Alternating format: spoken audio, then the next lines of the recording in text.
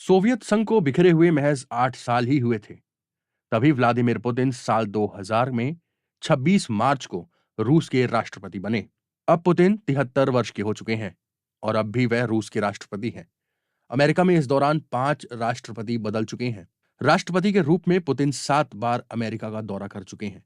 अब जब अमेरिका में डोनाल्ड ट्रंप दोबारा राष्ट्रपति बने हैं, तो रूस के लिए उन्होंने कहा है कि रूस ने दूसरे विश्व युद्ध में अमेरिका का साथ दिया था और इसे भुलाया नहीं जा सकता।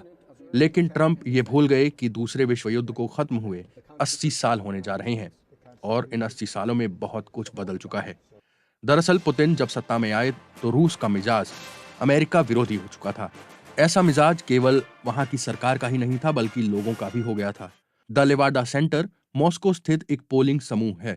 ये 1990 के दशक से रूस में अमेरिका के प्रति लोगों का रुझान कैसा है, उस पर सर्वे करता रहा है। ऐसा नहीं है कि रूस के लोगों का रुझान शुरू से ही अमेरिका विरोधी था। द लेवाडा सेंटर के मुताबिक 1990 के दशक की शुरुआत में ज्यादातर रूसी अमेरिका को न केवल इकलौती महाशक्ति के रूप में देखते थे, बल्कि रोल मॉडल के रूप में भी देखते थे। लेकिन फिर सवाल ये आता है कि व्लादिमीर पुतिन अमेरिका विरोधी कैसे बन गए। एबीएम ट्रीटी यानी anti ballistic missile treaty America और यूएसएसआर के बीच थी। इसके तहत दोनों देशों को एंटी बैलिस्टिक मिसाइल के विकास और तैनाती को सीमित करना था। बाद के सर्वे में यह बात सामने आई कि नेटो की अफगानिस्तान, इराक, लीबिया और सीरिया में सैन्य कार्रवाइयां अमेरिका विरोधी भावना को बढ़ाने की अहम वजह रही।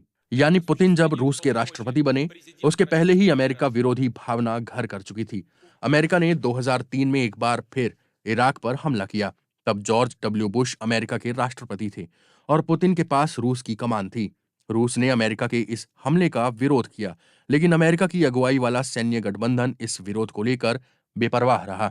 इराक पर अमेरिकी हमले से 2 साल पहले जॉर्ज डब्ल्यू बुश ने पुतिन की प्रशंसा की थी। जून 2001 में अमेरिका के तत्कालीन राष्ट्रपति जॉर्ज डब्ल्यू बुश से पुतिन की मुलाकात हुई थी। नॉर्थ अटलांटिक ट्रीटी ऑर्गेनाइजेशन यानी नेटो दूसरे विश्व युद्ध के बाद 1949 में बना था। इसे बनाने वाले अमेरिका, कनाडा और अन्य पश्चिमी देश थे। इसे इन्होंने सोवियत यूनियन से सुरक्षा के लिए बनाया था। उस वक्त दुनिया 2 ध्रुवीय थी, एक महाशक्ति अमेरिका था और दूसरी सोवियत यूनियन। शुरुआत में नेटो के 12 सदस्य थे। नेटो ने बनने के बाद घोषणा की थी कि उत्तरी अमेरिका या यूरोप के इन देशों में से किसी एक पर हमला होता है तो इस गठबंधन में शामिल सभी देश अपने ऊपर हमला मानेंगे। ऐसा नहीं है कि पुतिन राष्ट्रपति बनने के बाद से ही नेटो विरोधी हो गए थे। पुतिन से साल 2000 में 5 मार्च को बीबीसी के डेविड फ्रॉस्ट ने एक सवाल पूछा था। सवाल यह था, नेटो को लेकर आप क्या सोचते हैं? नेटो को आप संभावित साझेदार के तौर पर देखते हैं या एक प्रतिद्वंदी या फिर दुश्मन के तौर पर? इसके जवाब में पुतिन ने कहा था, रूस यूरोप की संस्कृति का हिस्सा है। मैं खुद अपने देश की कल्पना यूरोप से अलगाव में नहीं कर सकता। हम इसे ही अक्सर सभ्य दुनिया कहते हैं। ऐसे में नेटो को दुश्मन के तौर पर देखना मेरे लिए मुश्किल है। मुझे लगता है कि इस तरह का सवाल खड़ा करना भी रूस या दुनिया के लिए अच्छा नहीं होगा। इस तरह के सवाल ही नुकसान पहुंचाने के लिए काफी हैं। अब सवाल ये है, जब पुतिन ने शुरुआती दौर में ये कहा था तो फिर अब उन्हें नेटो से चिढ़ किस बात की है? जॉर्ज रॉबर्टसन ब्रिटेन के पूर्व रक्षा मंत्री हैं और वो साल 1999 से 2003 के बीच नेटो के महासचिव थे।